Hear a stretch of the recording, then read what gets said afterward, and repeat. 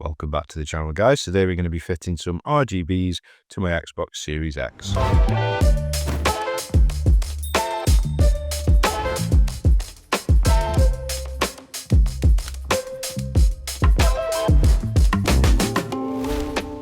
Okay guys, so welcome back, and this is the first video that I'm recording in 2025, so happy new year to everybody. But I was lucky enough to get some RGB lights for my Xbox for Christmas, so I figured I may as well make a video on installing them. Just have a look to see if they're any good or not. So these are the eXtremeRate RGBs, and they light up the fan from the inside of the console and have various effects and colors. So just taking a look at what we have in the box here. First things first is a manual. Now, a lot of people will disagree with me here and say that the law protects your ability to open up a device without it voiding warranty. However, if you look into said laws and you look into said warranty agreements with pretty much every product that there is out there, it will say that the act of actually modifying the system in any way will void the warranty. Now, to be quite honest, adding RGB lights on their own probably wouldn't class as being a modification. However, the way that these lights work is by intercepting the fan signal, which means it does have to plug in directly into the board. Therefore, you are technically modifying the fan circuit. So they have a very easy angle for turning down your warranty request. But yeah, there's just basic instructions for the remote, etc. in here. We also have the remote as well, which is very similar to the other eXtremeRate products that we see. We have a microfiber cleaning cloth, wet and dry wipes, a prying tool, Allen key shaped hex screwdriver, and also the RGB lights themselves. So we are going to have to get inside the console for this, and because we're having to use the fan connection, it does unfortunately mean that in order to test the lights themselves, we do have to dismantle the console. I would only recommend doing this if your warranty is already void or if it is expired. Mine expired last November, so I'm okay now to go ahead. The other reason I wanted to take this apart is it does need cleaning out for dust, because it has been over a year since I purchased this, and I imagine there will be dust inside. So the first step here is to remove the bottom sticker here, which is just this oval shaped black sticker there.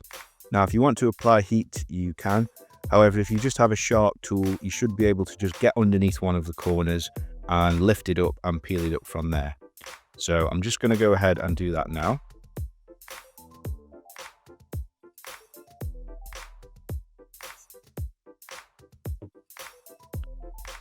So there we go. We've got the sticker up there. It is actually quite a tough sticker, so don't worry about ripping it or anything. It will bend back into shape if it does get misshapen a little bit when you remove it, but we'll just put that to one side. Now, the next step, there are multiple ways of doing this, and it all depends on whether you plan on opening the console up again, how tidy you want the console to look, that sort of thing. The bottom line is there is another screw like that one there just under here. And so in order to get access to it, you will need to get under this sticker. And so a lot of the methods I see online are people warming this sticker up and then peeling it back. Now, there are problems with that, especially if you plan on opening the console up again, because you have to do that every time. And every time you do that, the adhesive will get weaker. And also the end that you actually peel it up from, which is usually this end, will start to curl, and it won't actually stay stuck down, and it will look quite a bit of a mess. And obviously it is a bit of a pain to keep having to warm it up and peel it back every time you want to open the console. So my preferred method is to actually just cut a hole around the label itself, which means you never have to peel it up. All of the important information will still be there, and whenever you want to open the console again, you've just got free access to the screw as it is there. Now, obviously, I haven't seen anybody else do this yet, but I am going to take the risk and have a go myself just to see if it's easily done. If I glide my finger across here, I can feel the hole just there underneath the sticker. So I'm fairly confident that feeling that hole, I should be able to pierce through the sticker and cut a reasonably tidy hole around the screw so that we can remove it and carry on with the job. So wish me luck. Hopefully I don't make a mess, but we'll see now if I am successful with this or not.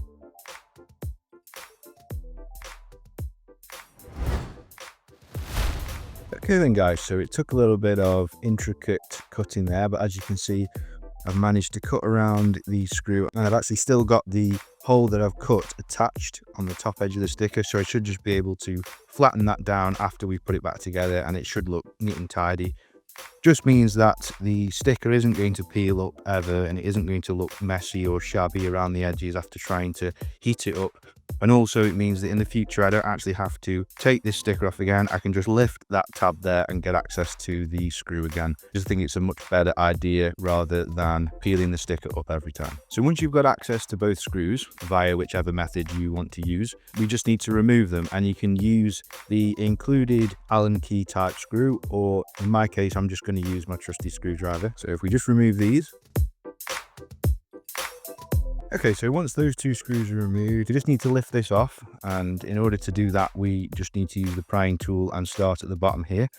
So if I just get my flat tool in there and lift it up like so, you can just keep your finger under the edge that you've lifted and then go across to the other end and do the same again.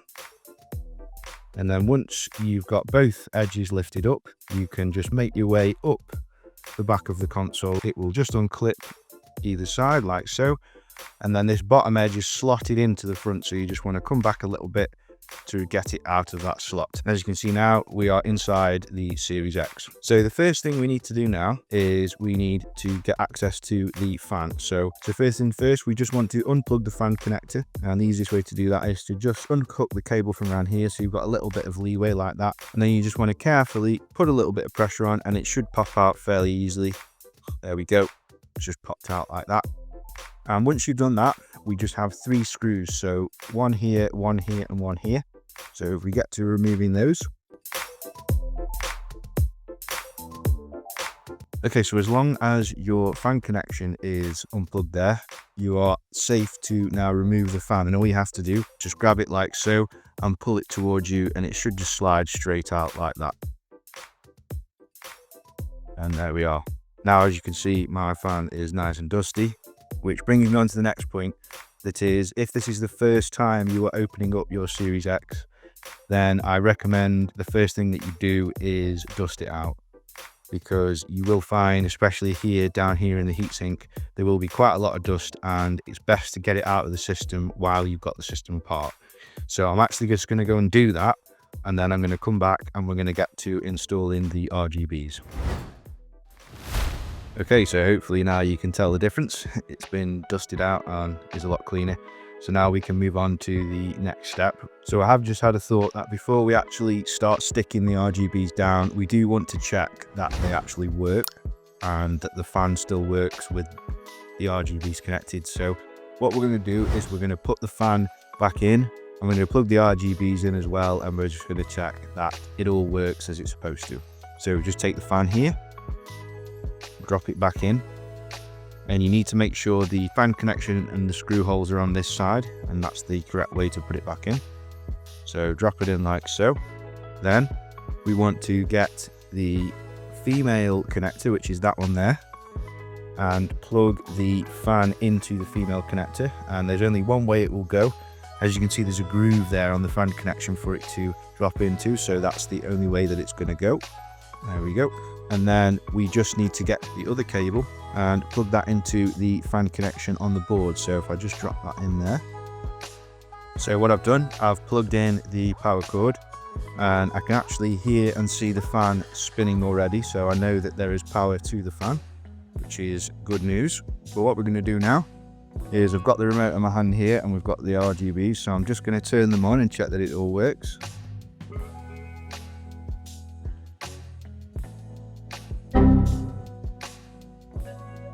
Okay, so nothing's working as of yet, but what I'm going to do, I'm just going to turn the console on and see if that makes a difference.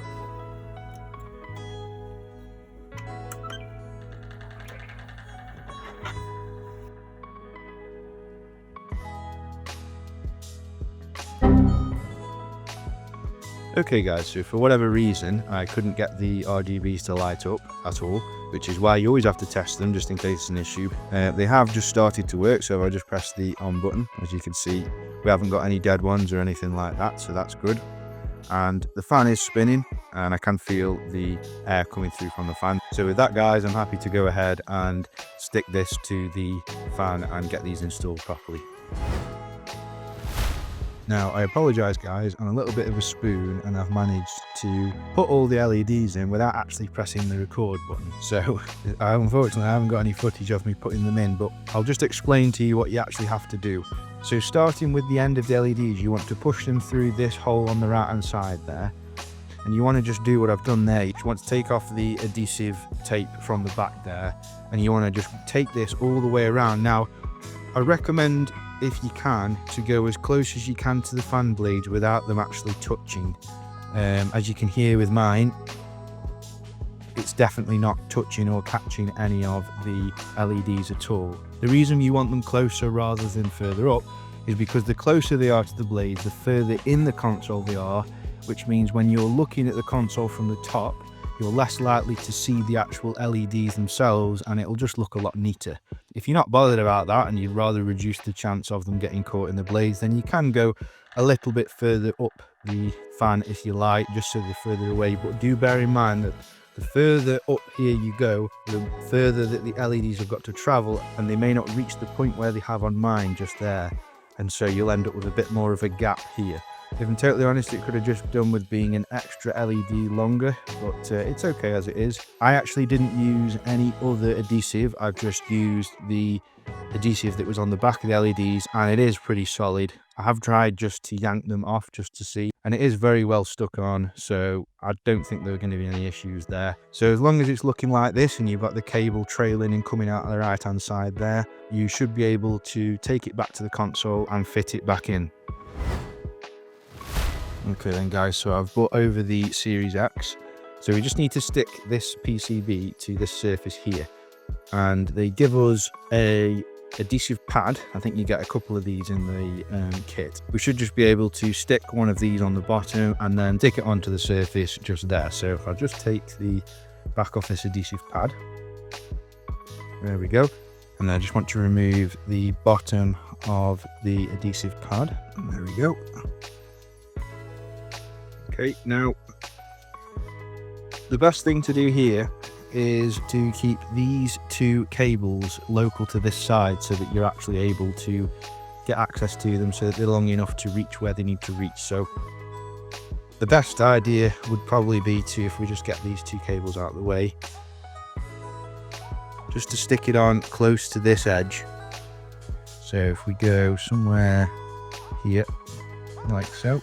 Right, so I'm just going to go a little bit further in, just so that it's out of the way, so just there, like that. So once we've stuck the PCB down, we just want to get this connector here and plug it into the fan connector. So we'll just go like so, just make sure it's nice and solidly in. The next thing is to just pick the fan itself up and drop it in. Now it needs to drop in that way with the screws facing up, as we said before. So if we just offer it forward like that, you might find that the cables do sort of get a little bit in the way, but keep them out of the way and just move them to the side like I'm doing here, and you should be okay. And that should be the end result there. Final two steps are to plug in the fan to the female connector like this, and then we just want to see if we can tidy up these cables a bit. So if I just tuck the fan cable back in where it's supposed to be like that, and then we just sort of want to tuck these cables down as best we can. It's not going to be perfect. Obviously we're adding cable that's not supposed to be here. As long as they're not loose and going to get in the way of anything, we should be okay. So I believe that's okay. What we need to do now is put the 3 screws in here. Remember, the big one goes in the middle, so we'll do that one first, followed by the 2 black outer screws. Okay, and now we're ready for the back plate to go back on. So we just bring it over, and if you remember, we want the top edge hooked in first, so just hook that in there and then drop it down and just push it down gently. Make sure all the clips are in on the sides, and that should be it. Now all that's left is to put both screws in and return the stickers, and if you've removed that one as well. So we'll just put the screws in.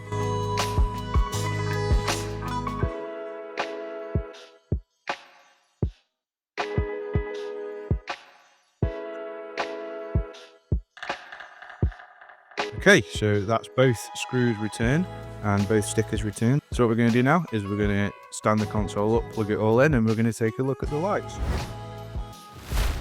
Okay guys, so it's all back together now. And as you can see, I have the Series X here and it's hooked up to power, as you can see there.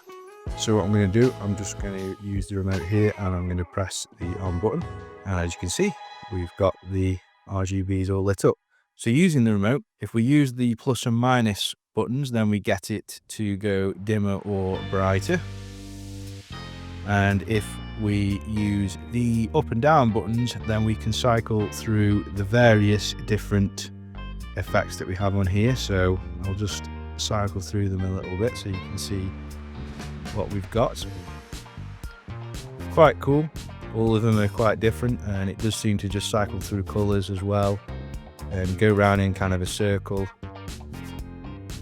which is quite nice. Quite like the purple actually. And it just goes through all these, and then if we get past all of the cycling ones, then we have a build up one there where it just seems to sort of build up, fill up the area and then reset again, which is quite good. It goes through all the different colors, and moving through all these colors here, we have a pulsing in and out effect.